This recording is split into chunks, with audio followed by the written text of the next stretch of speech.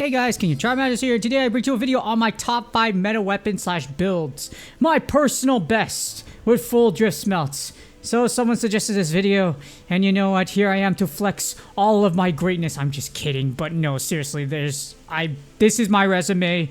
As you see here, I actually have multiple maxed out weapons and full DRIFTSMELT builds. I also have 4 maxed out Elder Dragon super weapons, which would be the Kushala, Nirgigante, Chameleos, and Namiel bows. So yes, it's a lot, and I guarantee you I'm the only active English content creator with this many and this impressive a resume. And here's an important disclaimer: maxing out any weapon, especially Elder Dragon weapons, is extremely difficult. Why does nobody show upgrading stuff to 10.5 nowadays? Because they don't have it and they want you to clickbait into their title because they pretend that they're actually really good when they're not. As building any full set of armor for any build takes a lot of time. Why is this so ignored? You need data and evidence backing a build so you don't waste other people's time when you call something meta. Meta is the best of the best, but obviously when something's the best of the best, you can make comparisons and you can go ahead and break stuff down. So multiple things can work. That's what a meta is. Avoid taking advice from players who do not have a substantial resume and do not have evidence backing up their builds. / claims and don't even have a black Diablo bow / multiple other weapons maxed out, which are the strongest weapons in the game overall. Here's my evidence right here. And I challenge other content creators to do the same, but I bet you they won't because their resume isn't that great. And here's gonna start off with my top 5. As the only one with the Mr. B Sword and Shield maxed out, no, literally I am, as far as English side goes. This build gives 100% crit rate if you're hitting weak spots. I didn't really go all out with this build because I didn't really plan on heavily investing in it. The thing about it is that we got a lot of better pieces that came out after the fact. And the Mr. B Sword and Shield is the strongest melee weapon in the game if you go stat for stat with the highest crit. It has a 30% positive crit ratio, and if you look at the data, it is the highest at grade 10. For raw. Obviously, if you look at the, the Silver Rathalos and the Gold Rathian weapons are equal to this, but they're not raw element. And the weapon skill makes Skyward Striker the best build. But at the time of release, Mr. B Sword and Shield release, Somnicant wasn't out, so you only had one piece with Skyward Striker +2. Somnicant Male does give you +2 to Skyward Striker, so I didn't have it built at the time, so this is what I had at first, and I wasn't gonna go all out on it. And as you see here, this is the build. Instead, I opted for 5 burst with. I used the burst 5 build right here. There was no need for me to go any further because when you hit weak spots, you get 100% crit as long as you're hitting weak spots. 70% other than that is still really dang good. Again, before we didn't have Somnicant for Skyward Striker 5, so I just stuck with this one since I already had a lot of pieces for it. But this was the general build I have. It's not a fully powered DRIFTSMELT build, but again, I wasn't really banking on going all out for Mr. B Sword and Shield because even though it's the strongest melee weapon, we didn't have a lot of good options up until now. For Skyward Striker at least. And at number 4, we have the Kushala bow, the full DRIFTSMELT build for it. I do have this one maxed out. This build uses Kushala Frostwind 3 with the Ice Attack 5 DRIFTSMELTed. Its most consistent build and is the highest theoretical damage. And per the data, it beats out the standard critical element build. This is because Kushala bow doesn't have positive crit. So the critical element build isn't consistent. Here's the data right here. Critical element still works, don't get me wrong. The problem is your crit rate is so low. The reason why other weapons can get away with this build is because of the fact that they have positive affinity built into them. In order for you to hit critical element, you need positive affinity. If you don't crit, you're not going to activate CE. That's what it is. Now the thing is, Vital Ice, as of its release, will likely change this meta. However, this build will still be viable and top tier as you don't have to worry about your HP. The condition for any Vital Element skill is that you must have your HP at max or high. So because of that, you don't have to worry about this. Am I going to switch up my build just to accommodate for Vital Ice? No, I'm not going to because this is already consistent enough. And again, I don't need to switch it up. I'll probably do more data analysis on later, but as long as this is within like 10%, I really don't care. And this has been frying monsters, including the 10-star trials for me. So don't plan on deviating from this build anytime soon when it comes to Kushala bow.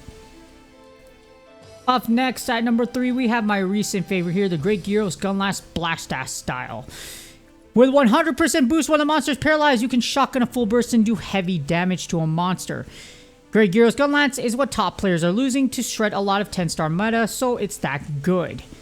Inflicting Paralysis allows you to safely shell a monster during its stun state. Other Gunlances can't do this. You're wide open. They're probably going to hit you or might actually hit you. If someone is trying to give you advice and they didn't tell you to build this, they're trying to hide the fact they don't know what meta actually is. Literally, every Gunlancer knows that, or even everywhere, even way back when in Shibuya, this is the best one for Blast Dash. If you look at the data here and you saw the data, Skyward Striker is not the answer. Someone told me someone's promoting Skyward Striker. No, the monster isn't just going to sit there and let you hit it. When you do aerial full burst, you are vulnerable and you're in the air for a little bit. And the problem with that is with the Great Gyro's Gunlance, if it's not that, you can't paralyze a monster to safely attack with it. And if you look at the data right here, you can't stack a lot of stuff on there. There's no reason to have Artillery 5 plus Skyward Striker. It's a dumb combination. Please don't do it. It's a total waste. In addition, you don't need Status Sneak Attack 5. 4 is good enough from Behive and 85%. Per testing, literally level 4, I very rarely did not proc. Also, if you know, you know, when you use your Worm Stake Shot, 100% of the time or 99% of the time, you are going to inflict status buildup and paralyze said monster. If not the first round, the second round with your Worm Stake Shot. So yes, you don't need Status Sneak Attack 5. Get 4 along with Burst or some other offensive skill and bam. Next up, we have the most powerful weapon in the game. Overall, if we consider the fact it's not an Elder Dragon weapon, it is the Black Diablo's Bow. If you know, you know. If this was actually my first maxed out 10-5 weapon, just because it's that dang good. And data from every yearly analysis says this thing's a top 2 weapon used by the most powerful players and best players in the world. If you don't have this maxed out, please stop giving advice. You have no idea what the meta is, because it's that powerful. Well, we have the Black Diablo's Bow Time Charger Burst build, and this build uses Focus 5, Burst 4, and Time Charger 5. Per the data, Burst beats out Critical Ferocity and is more consistent. For Critical Ferocity to proc, you need a high negative crit, and then you only have a chance, which is 33% per data to inflict that extra damage. Therefore, it's not consistent, you'll have mixed results. Your negative crit, even with Critical Ferocity 4, is just too low. And again, it's a chain chance. You have a chance of doing negative crit, and then you have a chance to hit that extra damage. If you've seen content for it, and if you practice it like I have, you're not going to hit that all the time. So it's like, and it's very hit or miss. So you're going to have mixed results. The thing is, consistency plus damage is important in the build. If you're banking on that extra damage, Critical Ferocity, not saying it can't take out monsters, but Burst is factually more consistent. Until you have a build that is able to make your negative crit much lower, unfortunately, you can't do that with bows because bows need Focus 5.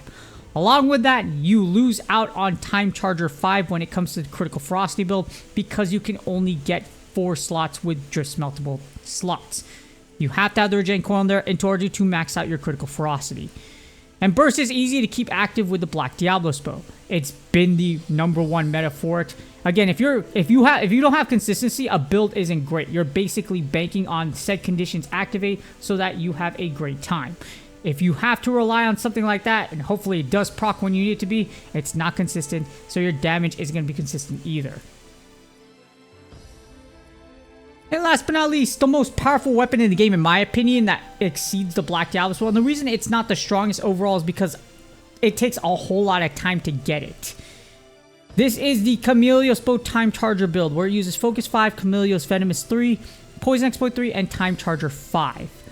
Per data, this is better than getting Poison Exploit 4, which other people who don't know what they're talking about are suggesting. In order to inflict poison, you need to attack the monster. To activate Poison Exploit, you need to poison the monster.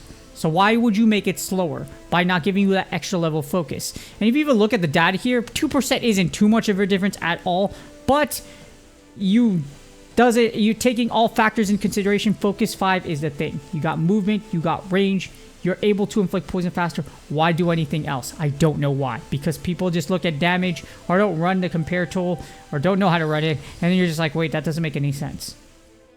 Just like this, for some reason with Chameleos Venomous 3 and Status Sneak Attack 3, you don't miss with poison buildup, even though it says 66% trigger rate when not attacked from behind. I don't think there's ever an instance where I actually missed building a poison with this, with this build at this rate. So it's very weird.